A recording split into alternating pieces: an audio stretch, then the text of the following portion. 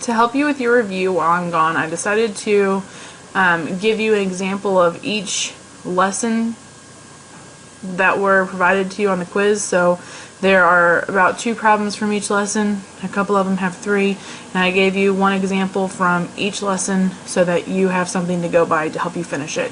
So I'm going to do about half of your review with you here.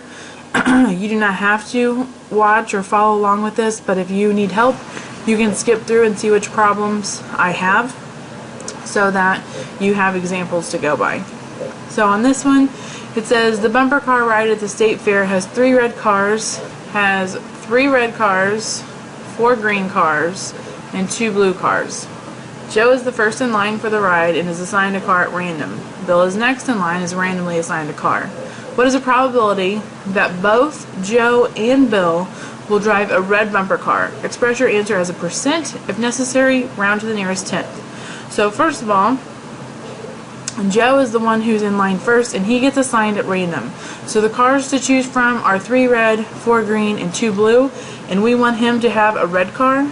So for Joe, he has a probability of 3 out of the total cars available, which is 3 plus 4 plus 2. That gives us 9. So he has a 1 in 3 chance of getting in a red car. Bill then is up next, and after Joe has been assigned a car, if he gets a red car, there are no longer 3 red cars available. Now there are only 2 red cars available. So Bill has a 2 out of, there are also no longer 9 cars available because one of them has been taken by Joe. So there are 8 cars, which is 1/4. Now to find the probability of this happening, so all I have to do is multiply 1/3 times 1/4, which is going to get me I need to do it as a fraction first, which is 1/12, which is going to get me 0.083 repeating, but it wants it as a percent. So to change it to a percent, we need to move that decimal place 2 times. So I have 8.3 repeating percent, which it wants me to round to the nearest tenth. It doesn't want the repeating. So if I round to the nearest tenth, I have 833. I'm rounding here. I look at this one, which is 8.3%. A 20 centimeter cube is built from small cubes, each 2 centimeter on edge. Write a ratio that compares the volume of the large and small cubes.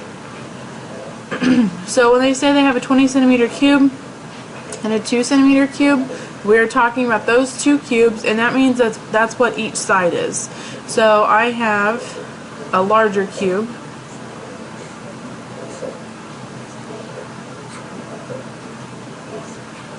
which I know is 20 by 20 by 20 centimeters.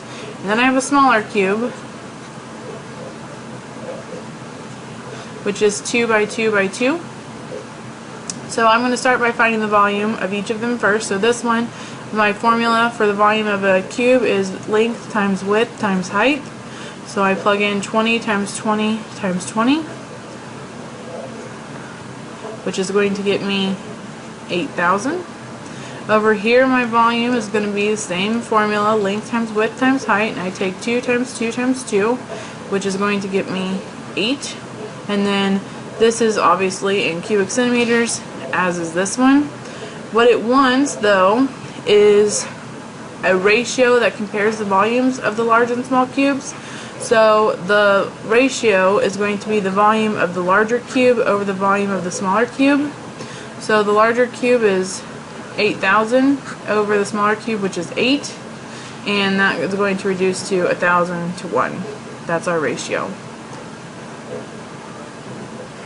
On problem number 5, it says in the figure the height of the upper triangle, that is right here,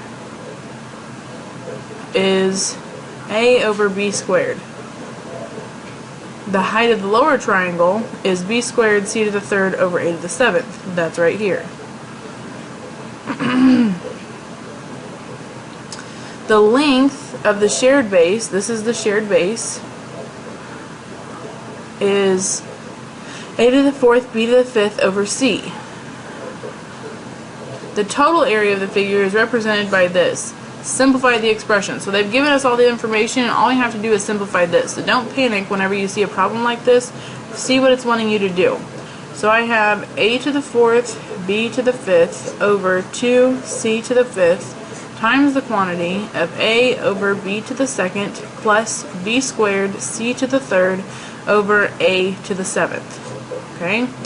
That's a 7, not a 2. Okay? So all I need to do is I'm going to distribute this to everything on the inside because I don't have common denominator here, so I can't add those together. So I'm going to write it first as a combination over each fraction bar. So I'm going to say a to the 4th, b to the 5th, a. Okay, this is, I just combined that, over 2c to the 5th, b to the 2nd, plus, and then I'm going to take it to the other fraction. So I'm just going to write what's on the outside, which is a to the 4th, b to the 5th, and then I'm going to write this part, which is b to the 2nd, c to the 3rd, over, on the outside I have 2c to the 5th, and on the inside I have a to the 7th. Now I can start doing some simplifying. So on top here, I can combine my a to the 4th. This a is understood to the first, so I'm going to add those two. Over here, I can combine my b's, and that's pretty much it. So I'm going to go ahead and rewrite that as a to the 5th, b to the 5th, over 2c to the 5th, b to the 2nd, plus a to the 4th, b to the 7th, c to the 3rd, over 2c to the 5th, a to the 7th. Now that I'm here, I can start combining things on top and bottom. Remember, I don't want to have the same base in both places, so here I have b to the 5th and b to the 2nd. I want to move that smaller exponent up, and when I do that, I'm going to change the sign. So since it was positive, I'm going to say minus 2. Over here I have a to the 4th and a to the 7th. I'm going to change the smaller one because it was positive. Again, I will subtract it. Then I have c to the 3rd and c to the 5th. c to the 3rd is smaller. So I move it down, I'm going to subtract it. So now I'm going to simplify that part, which is a to the 5th, b to the 3rd, over 2c to the 5th. This one moved up, I don't have to worry about it. Plus, on top, all that's left on top is this b to the 7th, over 2. On the bottom, I'm going to have c to the 2nd, b to the 3rd. And that's my final answer. Okay. It says Jennifer is a piano salesperson. The table shows the salary that Jennifer earns for the number of pianos she sells. Use the data to make a graph, then find the slope of the line and explain what it shows. So what we're going to do is we're going to graph this. You can use your calculator to do it if you remember the steps, but you don't have to. Okay, so what we're going to do is we have our x and our y. Okay, and our x is going to be here. Our y is going to be here. So we go from 0 to 4. So 1, 2, 3, 4.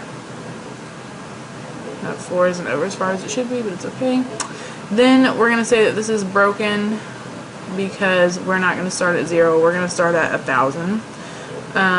So we have, or we'll just start at 1,200. 1,200, 1,500, 1,800, 2,100, 2,400. Okay, so my first point is at 0, 1,200, so that's right here. Next point is at 1, 1,500, so here.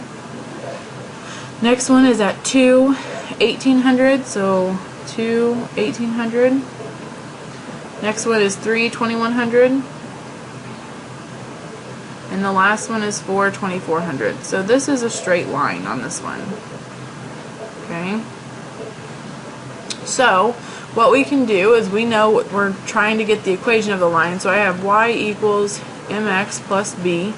Remember to find m, that is m is equal to y sub 2 minus y sub 1 over x sub 2 minus x sub 1. I just put y sub 2 again.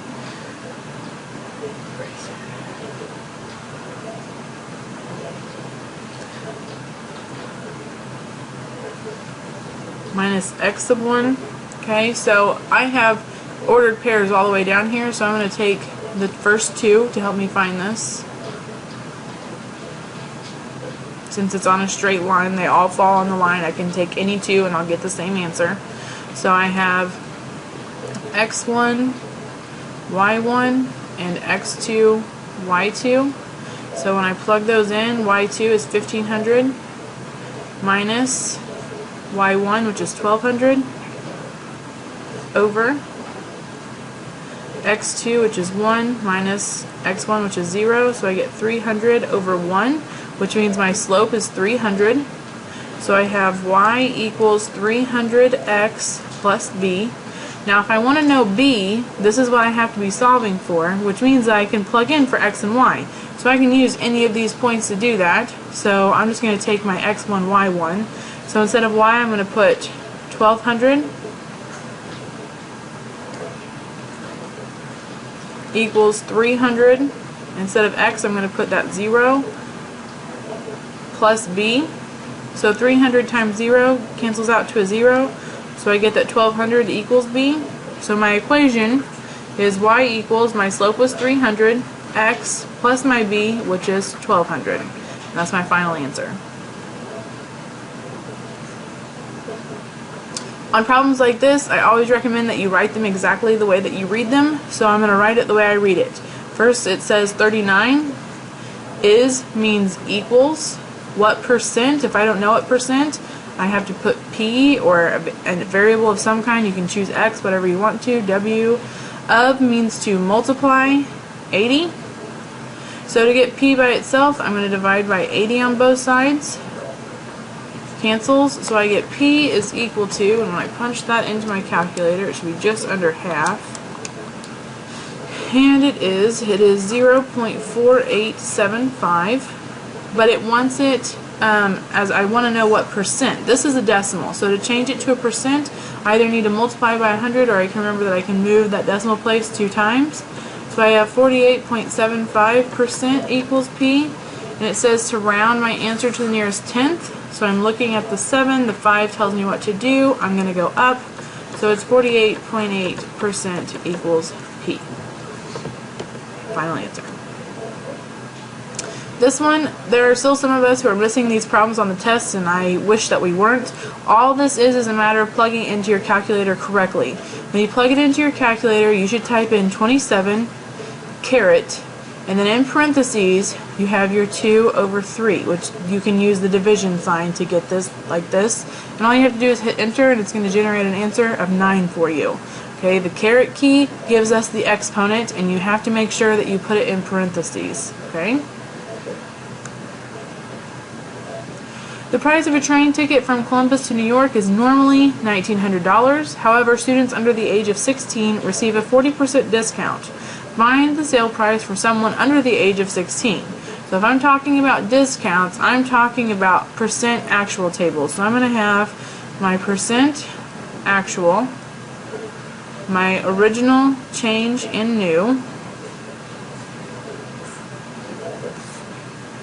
I know that my original percent is always 100%. It tells me in the first sentence that the price of a train ticket from Columbus to New York is normally $119. So that's going to be my original ticket price, $119. And it says students under the age of 16 receive a 40% discount. Okay, they're getting a discount of 40%. That's going to be the change. That's the amount that it changes, and since it's a discount, that means I'm subtracting that. So my new percent is 60. I plug in my x and my y, and it tells me to find the sale price. Well, my sale price is going to be my new price. So I get rid of this, and that gives me 100 over 60 equals 119 over y. Now all I have to do is cross multiply. So I have 100y equals 60 times 119 gives me 7,140. Divide by 100 on both sides. And that leaves me with y is equal to $71.40. Whenever I'm graphing an inequality, I always want my variable on the left side, which this one is. So then this part tells me where I'm graphing at, which is at negative 2.8. So I'm going to sketch myself a graph really quick. Talking about negative 2.8. So over here would be negative 2.7. Over here would be negative 2.9. And my point is the negative 2.8. So I'm going to draw my point there. Because it has the equal to, that means that I need to shade it in. And then because my variable is already on the left, I can turn that sign into an arrow, which tells me I need to shade towards the right. So that's my final graph. What is the equation of a line that passes through 2, negative 3, and 1, negative 8? There are two ways for you to solve this, and I'm going to show you both. Okay, the first way, first of all, if I want the equation of a line, we know that we're talking about y equals mx plus b. And to find m, just like we talked about earlier, we have y sub 2 minus y sub 1 over x sub 2 minus x sub 1. Okay, so to start, I'm going to start by labeling my points, x1, y1, x2, y2. And I'm going to find my slope first. So y sub 2 is negative 8 minus y sub 1 is negative 3. Notice I have the minus and the negative here because this is part of the equation and this is the coordinate, so I have to have that. X sub 2 is 1 minus x sub 1 is 2. Double negatives here are going to give me a positive, so negative 8 plus 3 gives me a negative 5 over 1 minus 2 is a negative 1, which is going to simplify to a positive 5. Negative over negative gives me a positive. So right now I know that I have y equals 5x plus b. Now we can solve this one the same way that we did with the graph earlier by plugging in an x and a y. So if I do that, I'm just going to take my first 2 points here, and I have, instead of y, I'll put negative 3 equals, I have my slope of 5. Instead of x, I'm going to put 2 plus b, so I have negative 3 equals, equals 10 plus b, I have to subtract 10 from both sides, so I get negative 13 equals b, so I can plug that in, y equals 5x, and then negative 13, so I put minus 13. The other way is if you want to use the point slope formula, y minus y sub 1 equals m times the quantity of x minus x sub 1. Okay, my slope was, for m was 5, so I have y minus y sub 1 equals 5 times the quantity of x minus x sub 1. And then I can take my x sub 1, y sub 1 and plug in here. So I have y minus, instead of y sub 1, I have negative 3 equals 5 times the quantity of x minus x sub 1 was 2.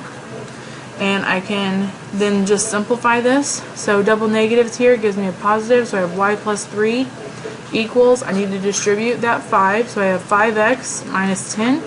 To get y by itself, I subtract 3 on both sides. So I get y equals 5x minus 13. They are the same answer. Either way, you solve it however you choose. On this, all we're doing is finding the product, which means all we're basically doing is distributing. So we're going to take 4x to everything on the other side, and we're going to take 2 to everything on the other side. So I'm going to start with the 4x. So I have 4x times x squared, and then I have a positive times a negative gives me a negative. 4x times 2x, a positive times a positive gives me a positive. 4x times 2. Then I have a positive times a positive gives me a positive. 2 times x squared. Positive times a negative gives me a negative 2 times 2x. Then my last one, a positive times a positive, gives me a positive 2 times 2. Now all I have to do is multiply.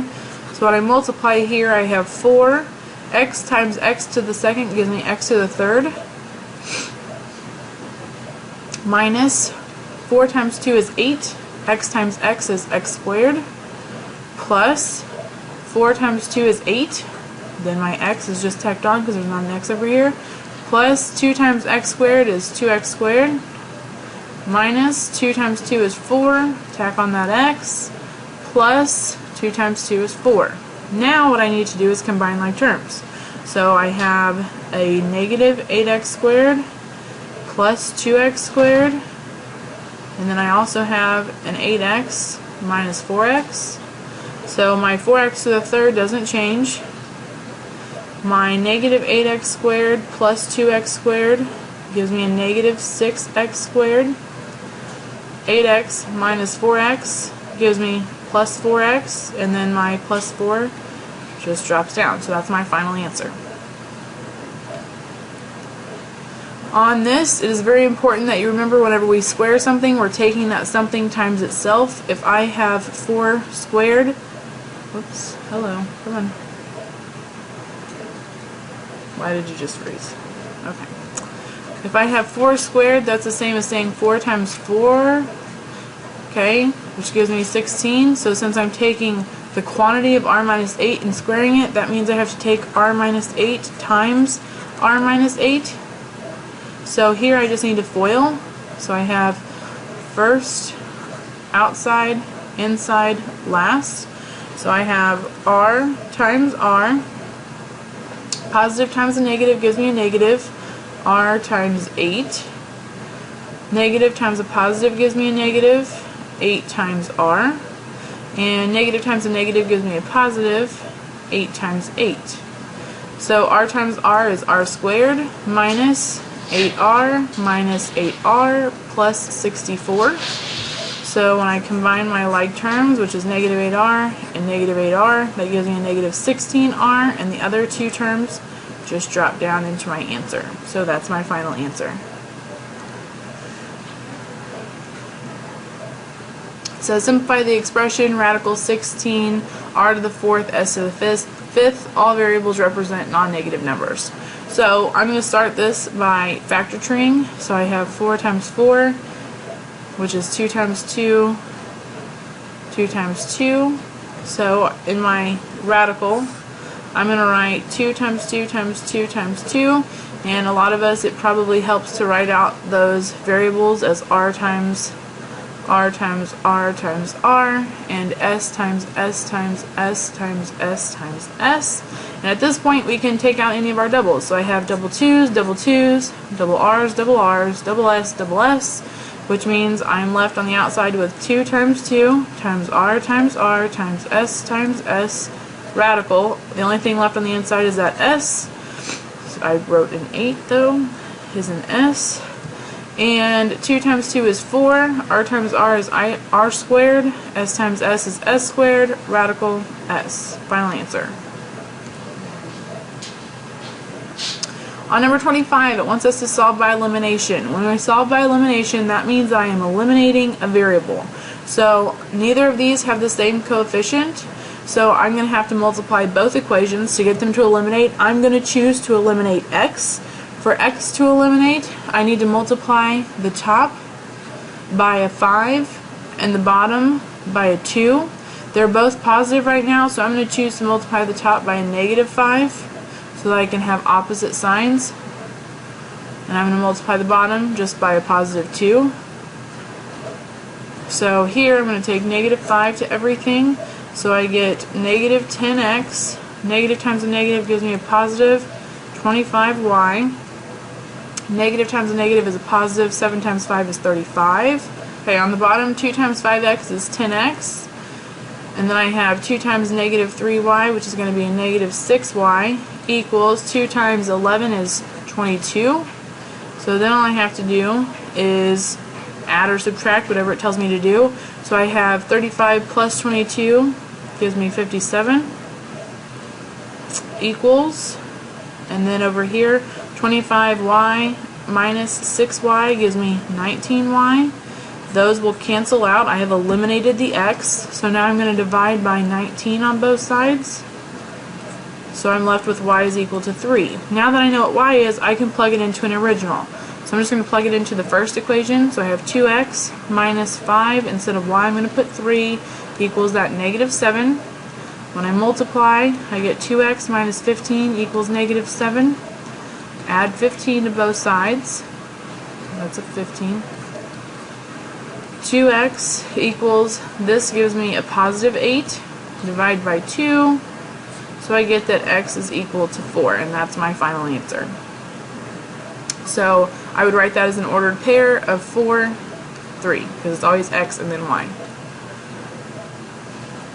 The frequency of a radio wave varies inversely as its wavelength. If a 100 meter wave has a frequency of 3,000 kilohertz, what is the wavelength of a wave that has a frequency of 500 kilohertz? Round your answer to the nearest meter. So first of all, if we're talking about varying inversely, we're talking about inverse variation, and there are lots of things that we need to know about inverse variation. First of all, the equation for inverse variation is y equals k over x. We can find k by taking k is equal to xy, and we have the inverse variation product rule, which is x1 y1 equals x2 y2. Because they give us three quantities here, we're going to be using the product rule. So we have x1 y1 equals, we don't want to mix our variables, so since this is 100 meters, this is kilohertz, we're going to have this be y2 because we're trying to find that wavelength, which is going to be our x2. So whenever we plug in, we have 100 times y sub 1 is 3,000 equals x sub 2, which we don't know, times y sub 2, which is 500. So this gives me 300,000 equals 500 x sub 2. Divide by 500 on both sides. So 500s will cancel. I can cancel zeros and zeros. So 3,000 divided by 5 is going to be 600. I don't need a fraction bar there.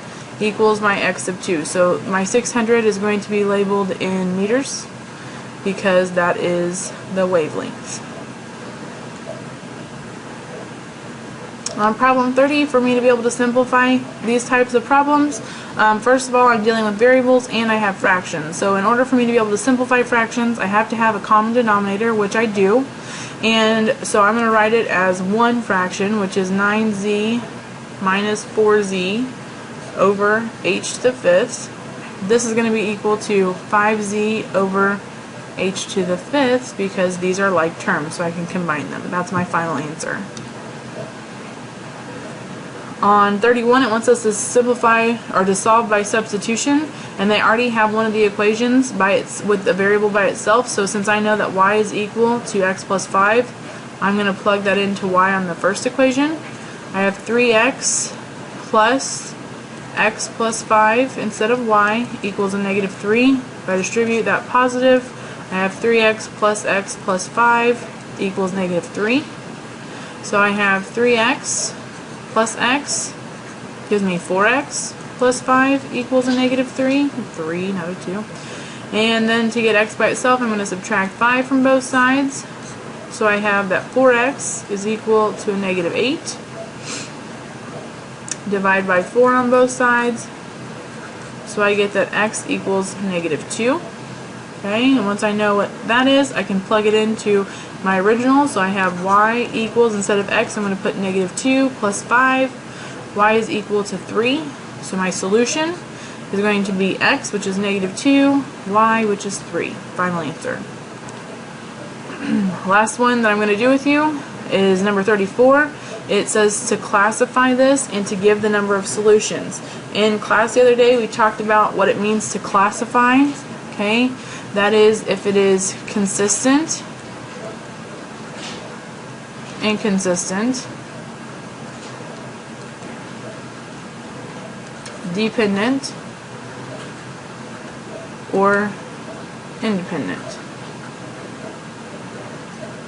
Okay, so before I can classify, I need to be able to solve it. So for me to solve this one, I'm going to solve by elimination, and to do that, I'm going to multiply the top by a negative 2, because whenever I multiply by a negative 2, I'll get negative 4 for y, and then the y's can cancel.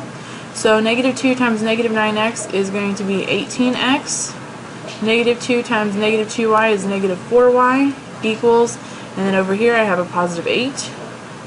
So these will cancel. Negative x plus 18x gives me 17x equals 6.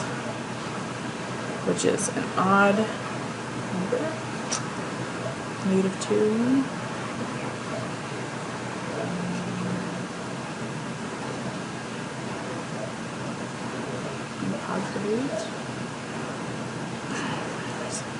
Divide by 17 on both sides. I have x equals 6 over 17.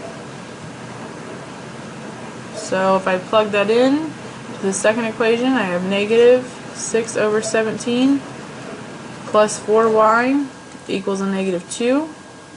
So I'm going to add 6/17 to both sides.